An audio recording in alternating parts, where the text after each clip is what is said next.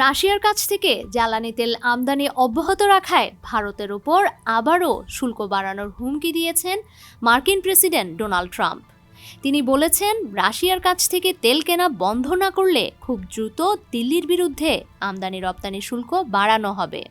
রোববার এয়ারফোর্স ওয়ানে এক সংবাদ সম্মেলনে তিনি এই হুমকি দেন। মার্কিন প্রেসিডেন্ট সাংবাদিকদের বলেন, মোদি খুব ভালো লোক। তিনি জানতেন রাশিয়ার সঙ্গে বাণিজ্যে আমি খুশি নই। আমাকে খুশি করা তার জন্য গুরুত্বপূর্ণ। তা না হলে আমরা দেশটির উপর খুব দ্রুত শুল্ক বাড়িয়ে দেব। এটি দিল্লির জন্য খারাপ হবে। এই সময় তিনি বলেন, রাশিয়ার অর্থনীতির অবস্থা খারাপ যাচ্ছে।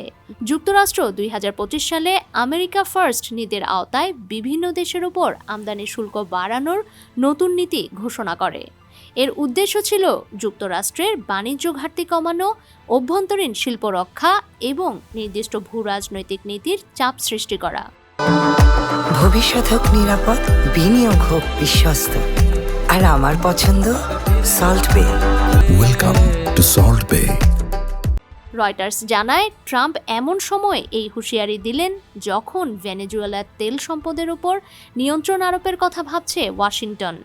দেশটির প্রেসিডেন্ট মাদুরোকে তুলে নিয়ে বিচারের কাঠগড়ায় তুলেছেন।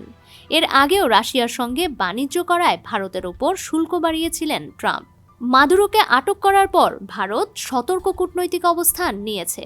ওয়াশিংটনের নাম স্পষ্টভাবে না নিয়ে সংলাপের আহ্বান জানিয়েছে দিল্লি। একই বছরের 4 এপ্রিল থেকে ভারতে উৎপন্ন পণ্যের উপর একটি সাধারণ 10% আমদানি শুল্ক কার্যকর করে যুক্তরাষ্ট্র। পরে 1 আগস্ট থেকে ট্রাম্প প্রশাসন ভারতীয় পণ্যের উপর 25% শুল্ক কার্যকরের ঘোষণা দেয়। এরপর আসে ট্রাম্পের আরেকটি নতুন ঘোষণা। রাশিয়ার কাছ থেকে তেল কেনার কারণে যুক্তরাষ্ট্র ভারতের উপর অতিরিক্ত 25% শুল্ক আরোপ করে। এতে মোট শুল্ক স্তর প্রায় 50% দাঁড়ায়। রাশিয়া ইউক্রেন যুদ্ধ শুরু হওয়ার পর থেকে ভারত মস্কো থেকে অপরিশোধিত তেল আমদানি বাড়িয়ে দেয়। 2024-25 অর্থ বছরে এই আমদানির পরিমাণ $50 বিলিয়ন ছাড়িয়ে যায়। জি7 দেশগুলো রাশিয়ার তেলের দাম $60-এরও কম নির্ধারণ করলে দেশটি ভারতকে ছাড়ে তেল দিতে শুরু করে। রাশিয়া এখনও ভারতের অপরিশোধিত তেলের শীর্ষ সরবরাহকারী। ডেস্ক রিপোর্ট, সমকাল।